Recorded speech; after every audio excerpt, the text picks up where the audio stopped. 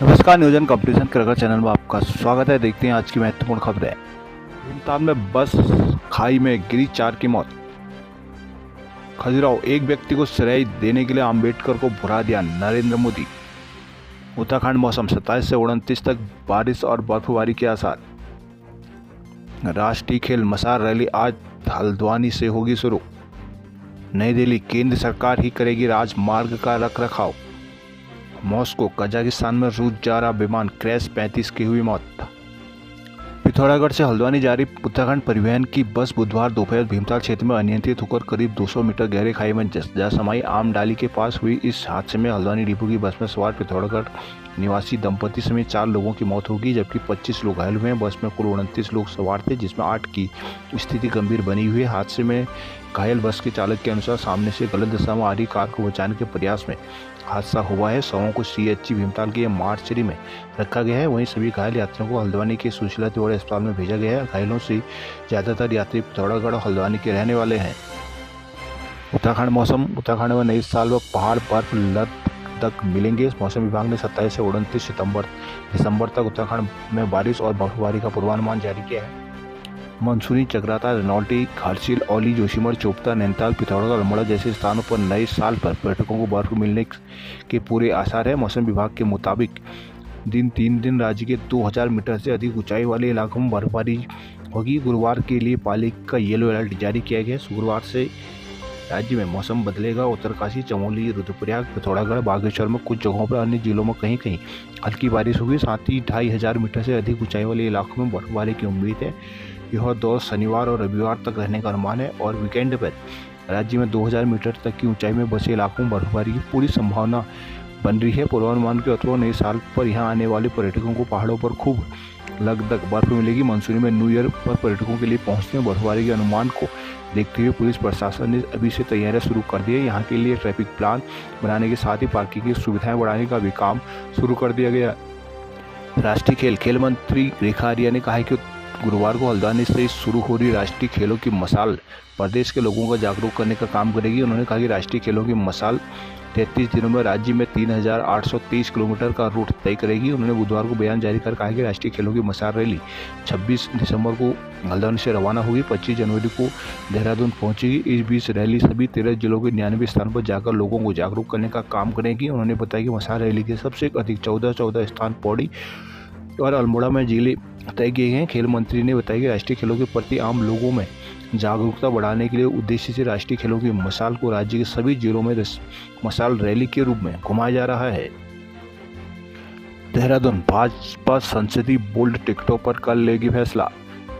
Bharatiya Janata party की चुनाव संचालन समिति गुरुवार को नगर पालिका और नगर पंचायत अध्यक्ष पद के प्रत्याशियों में मोहर लगाएगी, जबकि महापौर के लिए गठित 3 नामों के पैनल को संस्तुति के बाद हाईकमान को भेजा जाएगा। भाजपा प्रदेश कार्यालय में बुधवार को गढ़वाल मंडल के 5 जिलों के निकाय प्रत्याशियों के लिए 3 नामों पर पैनल तैयार किए गए हैं, जबकि कुमाऊं गढ़वाल के 2 जिलों के 57 निकायों के लिए मंगलवार को ही पैनल गठित कर दिया गया था। पार्टी की ओर से 2 दिनों तक पर्यवेक्षकों, विधायकों और जिला संगठन के पदाधिकारियों के साथ विचार विमर्श के बाद राज्य के सभी निकायों के 3 नामों का पैनल गठित कर दिया गया है। गुरुवार को भाजपा प्रदेश कार्यालय में पार्टी की चुनाव संचालन समिति की बैठक होगी, जिसमें सभी पैनलों पर एक बार फिर चर्चा की जाएगी। उन्होंने बताया कि नगर पालिका और नगर पंचायतों के लिए गठित किए गए पैनल पर चर्चा के बाद प्रत्याशियों पर निर्णय ले लिया जाएगा।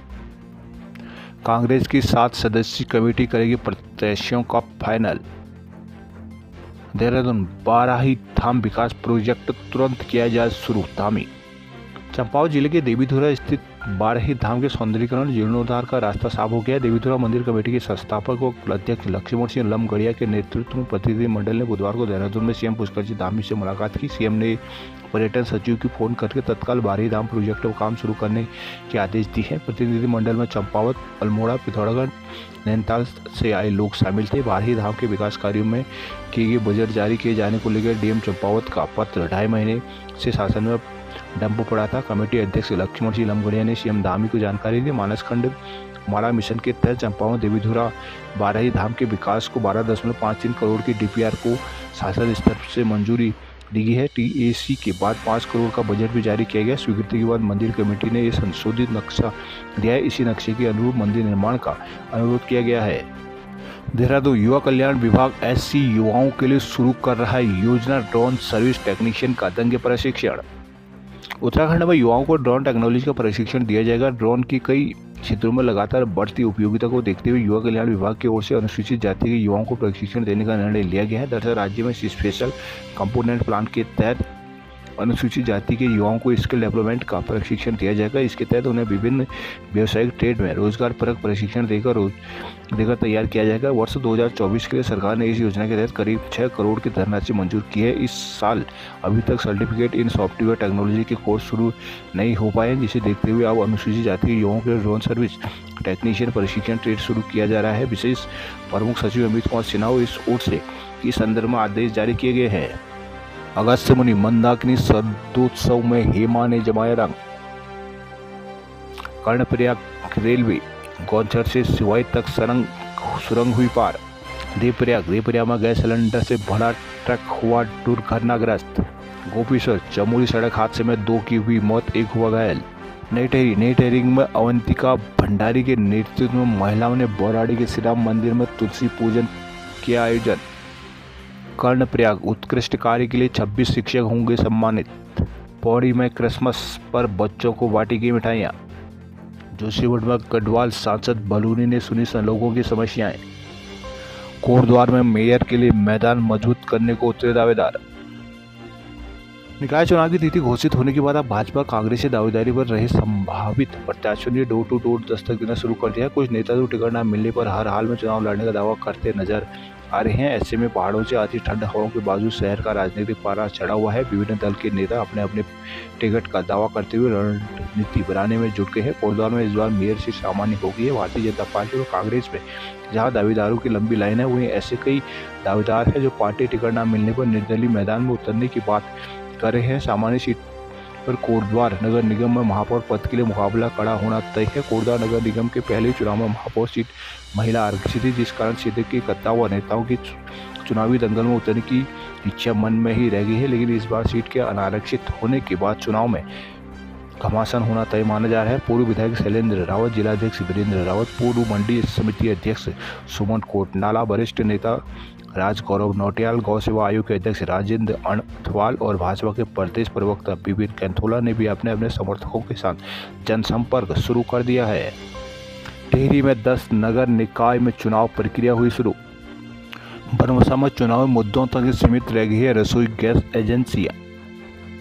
बनमसा में अब तक रसोई गैस एजेंसी नहीं खुल सकी है। उपभोक्ताओं को 12 किलोमीटर दूर टनकपुर की दौड़ लगानी पड़ती है। बनमसा में 8000 से अधिक रसोई गैस उपभोक्ता हैं। हर चुनाव में गैस एजेंसी खोलने का मुद्दा जोर जोर से उठता है, लेकिन अब तक इस समस्या का समाधान नहीं हो सका। चंपावत जिले के प्रवेश द्वार बनमसा नगर पंचायत में रसोई गैस एजेंसी नहीं खोल सकी है। इनसे बनमसा की 8000 से अधिक रसोई गैस उपभोक्ताओं को बनमसा से 12 किलोमीटर दूर टनकपुर से आने वाली गैस की गाड़ी पर निर्भर रहना पड़ता है। साल 2015 में तत्कालीन सीएम हरीश रावत ने बनमसा में गैस एजेंसी खोलने की घोषणा की थी, जिसके बाद वर्तमान सीएम पुष्कर सिंह धामी ने दूसरी बार इसका ऐलान किया था। लेकिन 100 साल बाद भी हालात जस के तस भरे हुए। टनकपुर गैस एजेंसी की तरफ से पूरे बनमसा क्षेत्र में लगभग 8000 से गैस कनेक्शन बांटे गए हैं और क्षेत्र में रोजाना लगभग 200 से 300 सिलेंडर की खपत होती है। हालांकि टनकपुर गैस एजेंसी हफ्ते के हर दिन हर गांव में गैस वितरण करती है, लेकिन ये नाकाफी हो रही है। अल्मोड़ा अर्बन बैंक में शॉर्ट सर्किट से धत की आग, बड़ा हादसा टला। नगर का सबसे धनी इलाकों वाला लाला बाजार में स्थित Almora urban bank cooperative bank के प्रधान कार्यालय में बुधवार सुबह आग लग गई, जिससे आसपास के लोगों में हड़कंप मच गया। स्थानीय लोगों की सूझबूझ से आग पर काबू पा लिया गया। वहीं आग बुझाने के प्रयास से एक व्यक्ति घायल भी हो गया था। स्थानीय लोगों के मुताबिक बुधवार सुबह लाला बाजार क्षेत्र में हाई वोल्टेज की समस्या थी। लोगों ने ऊर्जा निगम के अधिकारी को फोन कर शिकायत भी दर्ज कराई। इससे पहले समस्या का समाधान हो पाता। अवकाश के बाद जज बंद अल्मोड़ा अर्बन कोऑपरेटिव बैंक के प्रधान कार्यालय के एसी में शॉर्ट सर्किट हो गया और आग धधक गई। देखते ही देखते आग की लपटें बैंक के बाहर आने लगी। इससे आसपास के लोगों में अफरा तफरी मच गई। घटना की सूचना मिलती है आसपास के लोग मौके पर जमा हो गए। उन्होंने आग बुझाने के प्रयास शुरू कर दिए। पहले बैंक का बंद चैनल खुलवाया गया। इसके बाद कैबिन का शीशा तोड़कर लोग अंदर घुसे और अग्निशमन यंत्र से आग पर काबू पाने की कोशिश की गई। बड़ी मुश्किल से आग पर काबू पाया जा सका। घटना से बैंक में इसी के साथ फर्नीचर का नुकसान हुआ है, जिससे बैंक प्रबंधन और आसपास के लोगों ने राहत की सांस ली है। अल्मोड़ा में पेयजल आपूर्ति न होने से दिक्कतों से जूझ रहे हैं लोग। बागेश्वर में एसपी ने बदले कई थानाध्यक्ष। अल्मोड़ा में धूमधाम से मनाया गया क्रिसमस रुद्रपुर में वाहन उपलब्ध न कराने वाले ट्रांसपोर्टरों पर होगी कार्रवाई। जसपुर के हिडम्बा देवी मंदिर में उमड़ा जन सैलाब। गोविंद वल्लभ पंत स्कूल की प्रबंधन समिति हुई बंद।